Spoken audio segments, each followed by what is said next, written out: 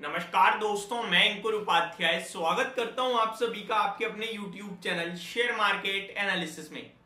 यहां पे आप सभी के साथ एक बड़ी खुशखबरी लेकर आया हूं, एक बड़ी पॉजिटिव रिपोर्ट आई है जो आप सभी के साथ शेयर कर रहा हूं। देखिए, मार्केट में बहुत तरीके के लोग हैं और कुछ कंपनियां होती हैं रेटिंग कंपनीज। कुछ कंपनियां जो रेटिंग एजेंसीज होती हैं वो टाइम टू टाइम अपनी रिपोर्ट निकालती हैं मार्केट पे, स्टॉक पे, इन सब चीजों पे। ऐसे में एक बड़ी रेटिंग एजेंसी गोल्डमैन सैक्स ने निफ्टी को लेकर एक रिपोर्ट निकाली है। पहले मैं आपको बताना चाहूंगा, गोल्डमैन सैक्स की पहले भी निफ्टी को लेकर रिपोर्ट आई थी और मैंने आप सभी के साथ शेयर भी करी थी, जहां वो कह रहे थे 20,700 का लेवल निफ्टी के अप्रैल एंड तक आपको देखने को मिल जाएगा। एग्जैक्टली उसी रिपोर्ट को इन्होंने आगे फर्दर और पॉजिटिव वे में पेश करा है आप सभी के लिए। तो क्या कहा है, चलिए समझते हैं, देखते हैं, पढ़ते हैं पूरी की पूरी रिपोर्ट एक साथ। बहुत सारे लोग कहते हैं भाई आप जो पढ़ रहे हो हमें भी बता दो कहां से पढ़ रहे हो।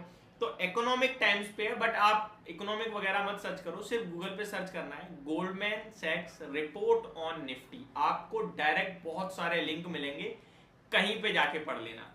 अब क्या है रिपोर्ट, शुरू करते हैं। हेडलाइन है, Goldman सैक्स sets Nifty 2024 target at 21,800, 21,800 के लक्ष्य अब ये निफ्टी पे देख रहे हैं 2024 के अंत तक।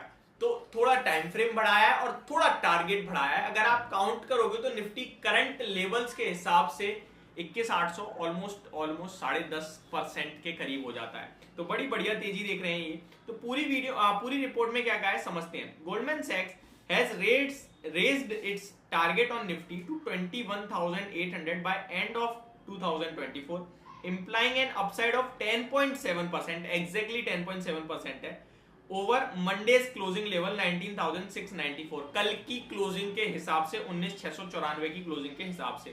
With moderate index gains so far in 2023 and earning growing at 17%, share valuations appear less elevated and said the brokerage।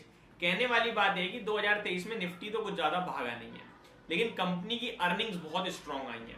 तो ये सारी चीजें देखते हुए वैल्यूएशन रीजनेबल लग रहे हैं, जहां पे 2024 में मार्केट में एक अच्छी तेजी बननी चाहिए।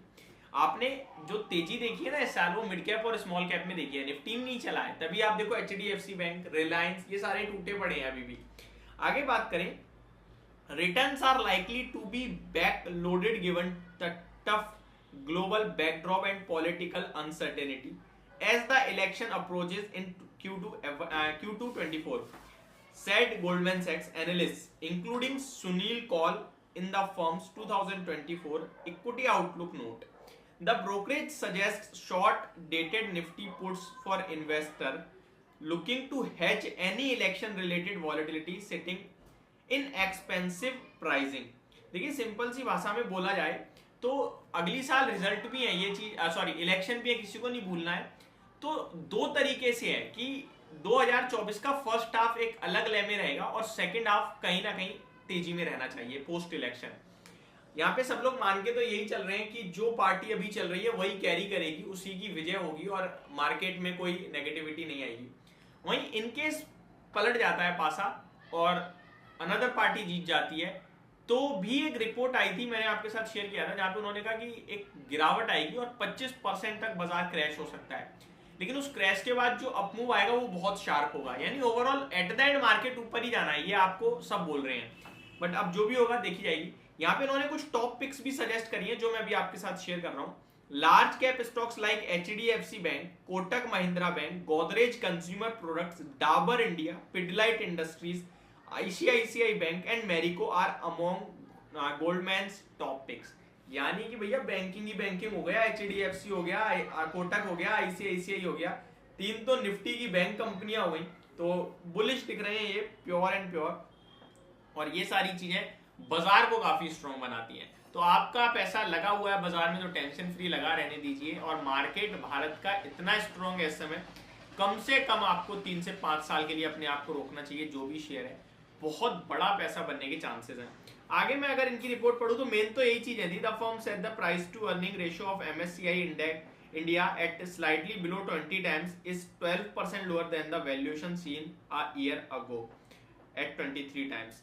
तो अभी इनको वैल्यूएशन सस्ते दिख रहे हैं, यही मेनली ये जो कहना चाह रहे हैं। और ग्लोबल मार्केट में ज्यादा प्रॉब्लम है इस समय उनका जो इन्फ्लेशन है और ग्रोथ को लेकर, लेकिन भारत बहुत ही स्ट्रॉन्ग दिख रहा है, इसीलिए यहाँ पे लोग बड़े बड़े निवेश भी करेंगे, जिसके चलते आपको तेजी देखने को मिलेगी। एंड एक और बात जो है वो ये कि लार्ज कैप चलने की उम्मीद ज्यादा है, जैसे HDFC हो गया, ICICI हो गया, रिलायंस हो गया, तो ये निफ्टी के वेटेज के हिसाब से निफ्टी को पुश कर देंगे टारगेट की तरफ। वहीं मिड कैप और स्मॉल कैप को लेकर थोड़ी सी अभी कहीं ना कहीं एक सवाल बन रहे हैं कि भैया क्या मिड कैप और स्मॉल कैप में तेजी बनेगी या लार्ज कैप का नंबर है। ये पूरी डिटेल थी, आपको पसंद आई होगी होप, ये जो पूरी रिपोर्ट थी खैर सबको ही पसंद आनी चाहिए क्योंकि बाजार में तेजी की बात चल रही है। Thank you so much for watching this video, have a great day guys.